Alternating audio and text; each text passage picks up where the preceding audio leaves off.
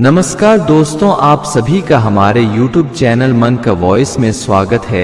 मैं रोज एक शिक्षाप्रद कहानी लेकर आता हूँ। चलिए कहानी शुरू करते हैं। कहानी का शीर्षक है एक युवा सन्यासी जो भिक्षा में राजा से रानी को ही मांग लिया। एक नगर के पास गांव में एक बहुत ही मेहनती किसान अपनी पत्नी के रहता था।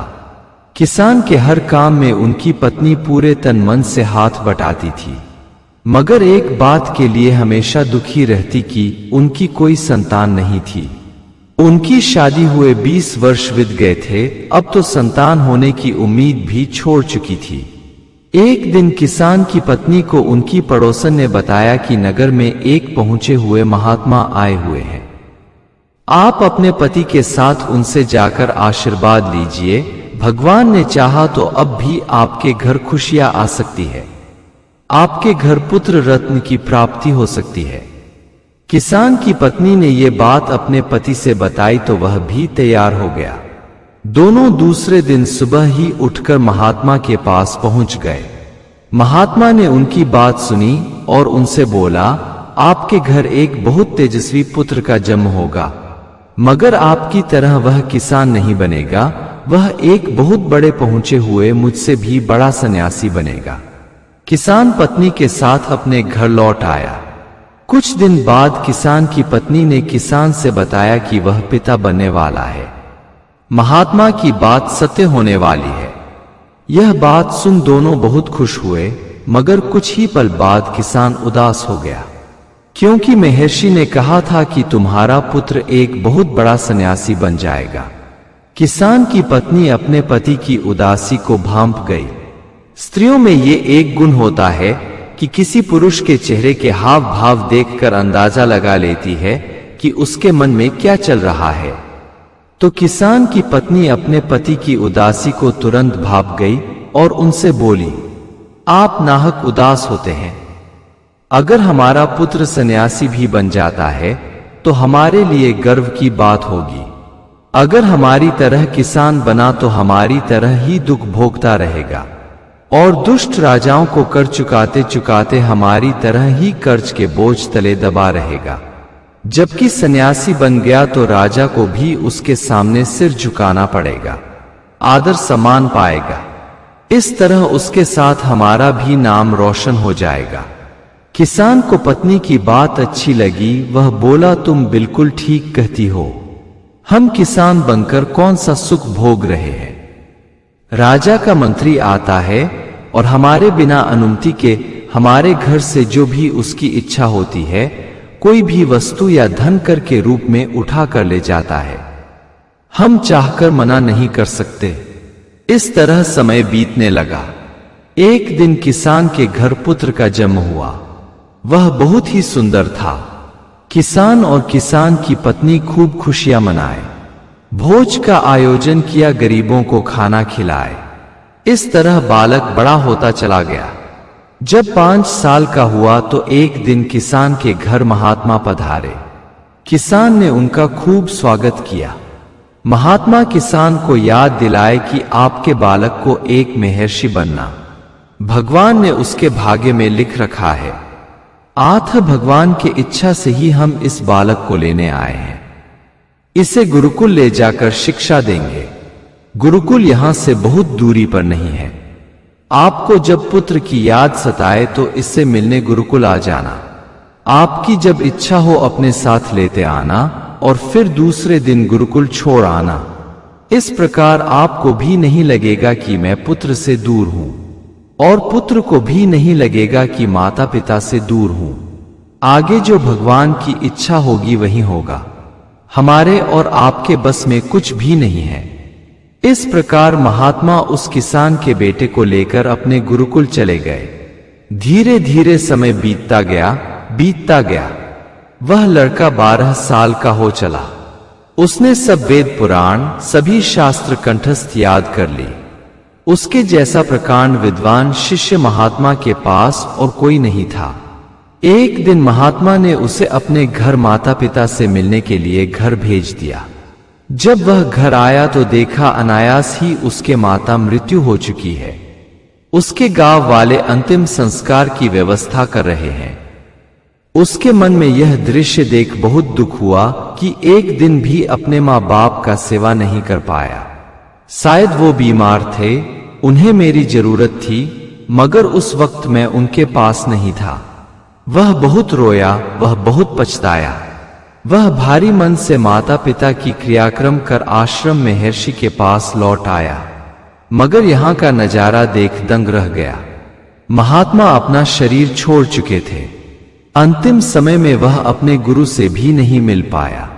उसके मन में वैराग जाग उठा। उसने सोचा यह दुनिया एक सपने की तरह है, सपना कब टूट जाए कोई भरोसा नहीं। यहां कोई भी चीज, कोई भी जीव स्थायी नहीं है, सब नश्वर है। वह लड़का सन्यासी बन गया और तपस्या के लिए घंघोर जंगल में प्रवेश कर गया। वह जंगल के बीच बिना खाए पिए 4 साल तक तपस्या करता रहा। इधर नगर का राजा, जो एक नास्तिक था, प्रजा के प्रति उसका व्यवहार बहुत क्रूर था। वह जीव हिंसा में विश्वास करता था। वह शिकार के लिए रोज जंगल जाता और तरह तरह के जीव जंतु का शिकार करके ले आता।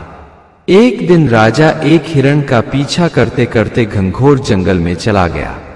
हिरण भागता हुआ उस तपस्या कर रहे सन्यासी लड़के के पास चला गया। राजा ने हिरण पर तीर चलाया, मगर ताजुब की बात कि तीर हिरण के लगने के बजाय जल गया। राजा इस तरह कई तीर चलाया, मगर सभी तीर जल गए। तब नास्तिक राजा को विश्वास हो गया कि यह सब सन्यासी की वजह से हो रहा है। इसमें इतना तब बल आ गया है कि लोहे की तीर जलकर राख होती जा रही है। राजा सोचने लगा, अगर तपस्वी मेरे को भी आंख खोलकर देख लिया तो मैं भी जल ही जाऊंगा। उसका मन नास्तिक से आस्तिक हो चुका था। वह तपस्वी के पास ही जाकर नतमस्तक हो बैठ गया। बहुत देर तक राजा तपस्वी के पास बैठा रहा। उसे बहुत आनंद आ रहा था, मगर अपने पिछले कर्म पर, प्रजा पर किए अत्याचार पर ग्लानि हो रही थी। जीव हिंसा पर पश्चाताप भी हो रहा था। मैंने बहुत पाप किए हैं। उस पाप का निवारण तभी हो सकता है जब यह खूबसूरत नवयुवक महर्षि मेरे महल में चलने को तैयार हो जाए। मैं इससे राजकाज चलाने का शिक्षा ग्रहण करूंगा। अभी यह बातें मन में सोच ही रहा था कि तपस्वी ने अपनी आंखें खोली। देखा उसके पास एक राजा नतमस्तक होकर बैठा है। वह राजा से बोला, बोलिए राजन, मैं इस जंगल में आपकी क्या सेवा कर सकता हूं? आप कब से आकर मेरे पास बैठे हैं, मैं जान ही नहीं सका। आप भूखे प्यासे होंगे। मैं तो कुछ खाता ही नहीं, मगर इसका मतलब ये नहीं कि आप भी कुछ नहीं खाएंगे। तपस्वी ने ऊपर हाथ उठाया तो स्वतः ही उसके हाथ में मीठे मीठे फल आ गए। दूसरा हाथ उठाया तो उसमें सोने के लोटे में पानी स्वतः आ गया। उसने राजा को खाने को फल और पीने को पानी दे दिया। राजा ने वैसा मीठा फल कभी नहीं खाया था, वैसा मीठा पानी कभी नहीं पिया था।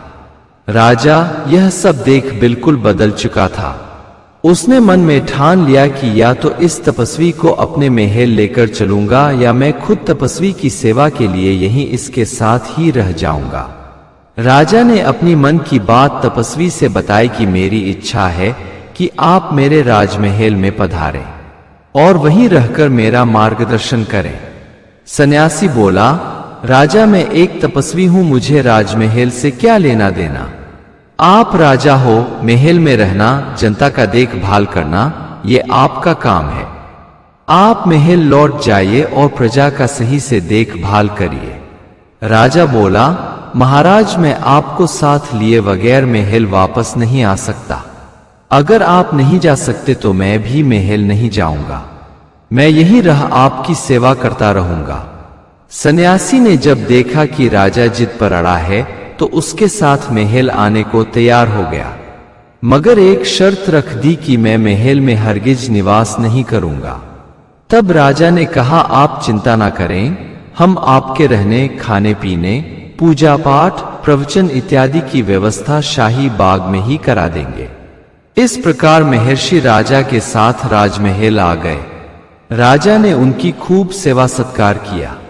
वे ज्यादा से ज्यादा समय महर्षि के साथ ही रहते और उनका प्रवचन सुनते। यहाँ तक कि रात में भी राजा महर्षि के साथ ही सो जाते। एक दिन किसी कारण बस राजा को 1 सप्ताह के लिए अपने मित्र राजा के पास जाना पड़ा। वह चाहता था कि सन्यासी भी उसके साथ चले, मगर सन्यासी ने मना कर दिया। तब राजा ने महर्षि के देखभाल के लिए रानी को ही नियुक्त कर दिया। वह रानी से बोला कि देखना, महर्षि को किसी तरह का तकलीफ ना हो। रानी ने भी राजा को संतावना दिया कि वो बेफिक्र होकर जाए, महर्षि को किसी बात की दिक्कत नहीं होगी, उसकी खिदमत में मैं स्वयं हाजिर रहूंगी। राजा चला गया। दूसरे दिन रानी अपनी एक नौकरानी को जिम्मेदारी दी कि तुम बाग में ठहरे हुए तपस्वी के लिए भोजन और पूजा पाठ की सामग्री देकर चली आना। उधर नौकरानी ने सोचा, महर्षि तो दोपहर में भोजन करता है, तो उसके लिए सब सामग्री लेकर दोपहर में ही जाऊंगी। उधर जब सुबह पूजा पाठ का समय बीतने लगा, तब महर्षि स्वयं पूजा सामग्री लेने महल में आ गया और रानी को ढूंढने लगा। ढूंढते ढूंढते रानी के स्नानागार में चला गया, जहां रानी बिना वस्त्र के स्नान कर रही थी। वह देखा तो सुध बुध खो बैठा। उसके मन में वर्षों का सोया कामवासना जाग उठा। उसने पहले कभी किसी स्त्री के तरफ आंख उठाकर नहीं देखा था, और जब पहली बार देखा भी तो बिल्कुल बिना कपड़े की। वह पागल सा हो गया। अपने पर काबू रखते हुए बाग में लौट गया। उसने मन में ठान लिया कि राजा के वापस आते ही रानी को दक्षिणा में मांग लूंगा और उसके साथ गृहस्थ जीवन बिताऊंगा। इस संत वाले नीरस जीवन में क्या धरा है? जो मनुष्य जीवन ले स्त्री भोग नहीं किया, उसका जीवन बेकार है। इस तरह के बहुत से कुविचार मन में आने लगे। जब एक साधु पथ भ्रष्ट हो जाता है तो वह चांडाल से भी नीच हो जाता है। सन्यासी बिना कुछ खाए पिए, बिना पूजा पाठ किए 1 हफ्ते तक अपने कामवासना को दबाकर राजा के आने की प्रतीक्षा करता रहा। राजा भी उधर तपस्वी से बिछड़कर बहुत व्याकुल था। 8वें दिन जब वापस आया तो महल में ना आकर सीधे बाग में गया। उसने जब सन्यासी की हालत देखी तो रानी पर बहुत क्रोधित हुआ। उसने सोचा, जरूर रानी ने कुछ उल्टी सीधी बात कह दी होगी जिससे सन्यासी कुपित हो गया है। हम महल चलकर रानी की खबर लेते हैं। फिर राजा सोचा, बिना बात को जाने बगैर कोई फैसला नहीं लेने चाहिए। हम सन्यासी से ही पूछ लेते हैं कि उसके साथ किसने दुर्व्यवहार किया है, किसने उसकी खातिरदारी में कमी की है। वह सन्यासी से पूछा, आप बहुत उदास दिख रहे हैं। देखने से लगता है कि आपने मेरे जाने के बाद ना तो पूजा पाठ की है, ना ही खाना खाया है। आखिर किसने आपके साथ बदतमीजी की है, या आपकी तबीयत खराब है? सन्यासी राजा को देख बोला, राजन, आपके पास रहते बहुत दिन बीत गए हैं। आप मुझे दक्षिणा देकर विदा करें। राजा बोला, आप जो भी दक्षिणा लेना हो ले लीजिए, मगर यहां से मत जाइए। सन्यासी बोला, आपकी भी बात सही है, मगर दक्षिणा तो अभी इसी वक्त मुझे दे दीजिए। राजा बोला, आप दिल खोल कर मांगिए, जो मांगेगे मैं दे दूंगा। धन दौलत, नौकर चाकर, दास दासी, महल दुम्हला, जो मांगना है मांगिए। तब सन्यासी बोला, मुझे ये सब चीजें नहीं चाहिए। मुझे यदि आप देना चाहते हैं तो अपनी रानी को दक्षिणा में दे दीजिए। राजा यह सुन अवाक रह गया। वह रानी से बहुत प्यार करता था। वह बात संभालते हुए बोला, महात्मा, क्यों आप मुझसे मजाक कर रहे हैं? जो चाहते हैं दिल खोल कर मांग लीजिए। सन्यासी बोला, मैं आपके साथ कोई मजाक नहीं कर रहा। मैंने जो भी मांगा है, यदि आप दे सकते हैं तो दे दीजिए, या नहीं देना चाहते हैं तो इनकार कर दीजिए। हाँ, इतना सोच लीजिए कि आपके इनकार करते ही मैं यहीं आपके बाग में सिर पत्थर पर पटक पटक कर जान दे दूंगा। आप पर एक सन्यासी की हत्या का पाप लग जाएगा। राजा बहुत असमंजस में पड़ गया। उसने कहा, हाँ, मैं अभी आपको रानी को दान में देता हूं। बस थोड़ी देर में ही रानी को आपके पास भेज देता हूं। राजा महल में रानी के पास गया और अपना सिर रानी के आगे झुकाकर बोला, मैंने आपको महर्षि के मांगने पर दान में दे दिया है। आप अभी सन्यासी के पास चली जाए, मगर एक बात का ख्याल रखना, इस मुकुट और राजा की ही नहीं, एक पति की आन की रक्षा आपके हाथ में है। रानी बोली, आप चिंता ना करें, मैं आपकी मान मर्यादा और अपने सतीत्व को उस पथ भ्रष्ट सन्यासी से बचाकर रखूंगी। वह सज धज कर तैयार हो ही रही थी कि सन्यासी स्वयं राजमहल में आ गया। उसे शंका थी कि राजा कहीं अपने बात से मुकर ना जाए, मगर राजा ने स्वेच्छा से रानी को उसके साथ विदा कर दिया। वह उसे लेकर बाग में चला आया। चूंकि बाग में कोई घर था ही नहीं, तो रानी बोली, मैं आपके साथ भला इस तरह खुले आसमान में कैसे रह सकती हूं? आप मेरे लिए कोई नया घर बनवाइए। मैंने तो अभी तक कुछ खाया भी नहीं है, मुझे जोरों की भूख भी लगी है। मुझे खाना भी बनाना नहीं आता, आप अपने हाथों से खाना बनाकर खिलाइए। चूंकि महर्षि को सिद्धियां प्राप्त थी, तो उसने भोजन के लिए आसमान में हाथ लहराया, मगर उसके हाथ में कुछ भी नहीं आया। यानी उसके पथभ्रष्ट होते ही सिद्धियां साथ छोड़ चुकी थी। वह भागा भागा राजा के पास आया। वह रहने के लिए एक घर और भोजन मांगा। राजा ने वह सब उपलब्ध करा दिया। रानी ने जब भोजन कर लिया, तब सन्यासी बोला, मैं जल्दी से आपके साथ शयन करना चाहता हूं, मेरा मन अब अपने बस में नहीं है। रानी बोली, मेरी आदत सोना और हीरा जड़ित पलंग पर सोने की है। उस पर मखमली गद्दे लगे होते हैं। जब तक आप मेरे लिए नहीं लाएगा, मैं आपके साथ कैसे शयन कर सकती हूं? मुझे तो जमीन पर बैठने की भी आदत नहीं है। महर्षि फिर भागा भागा राजा के पास गया और सोने का पलंग और मखमली गद्दा मांग लाया। उसे बिछाकर रानी को सोने के लिए कहा। तब रानी उस पर बैठकर जोर जोर से हंसने लगी। महर्षि ने हंसने का कारण पूछा, तो रानी बोली, सन्यासी, मैंने तुम्हें इतना भाग दौड़ कराया, फिर भी तुम्हारी आंख नहीं खुली। तुम्हें अपने धर्म शास्त्र का भी ज्ञान नहीं रहा। तुम कामवासना के गुलाम हो, नियम कानून धर्म शास्त्र सब भूल गए हो और दौड़ दौड़ कर एक गुलाम की तरह मेरी गुलामी कर रहे हो। तुम ये भी भूल गए हो कि राजा ने प्रजा के सामने मेरा त्याग नहीं किया है, अर्थात अब भी मैं रानी ही हूं। और थोड़ी देर के लिए मान भी लो कि राजा ने मेरा त्याग कर दिया है, तो तुम्हें 1 माह इंतजार के बाद विधि विधान के साथ मेरा पाणी ग्रहण करना चाहिए था। तुमने मुझे एक वेश्या से भी बदतर समझ रखा है, जबकि मैं एक पतिव्रता स्त्री हूं, एक पति के अलावा दूसरे को कभी वरण नहीं कर सकती। तुम्हें राजा से मुझे दान में मांगते वक्त इस बात का जरा भी ख्याल नहीं रखा कि मैं कोई वस्तु नहीं हूं। दूसरी बात कि राजा ने देते वक्त कोई संकल्प नहीं लिया। चूंकि तुम अब एक सन्यासी से चांडाल हो चुके हो, इसलिए पर स्त्री गमन करने की बात सोचने में भी तुम्हें शर्म नहीं आ रही। अरे अभी तुम्हारी उम्र ही क्या है? तुमने अपनी उम्र का भी ख्याल नहीं रखा कि मेरी उम्र तुम्हारी मां की उम्र के बराबर है। रानी की बात सुन सन्यासी ग्लानि से भर गया। उसके मां की नाम सुनते ही कामवासना गायब हो गया। वह रानी के चरणों में गिर पड़ा और अपनी गलती के लिए क्षमा मांगने लगा। बोला, माता, आपने मेरी आंखें खोल दी। मैंने अपने गुरु के वचन को भूल गया था। गुरु ने कहा था कि बेटा, इस संसार की सभी स्त्री तुम्हारी मां की तरह है। अगर एक बालक बाल ब्रह्मचारी बन जाता है, तो उसकी पत्नी का जन्म इस संसार में नहीं होता। इस संसार की सभी स्त्रियां उसकी मां होती है।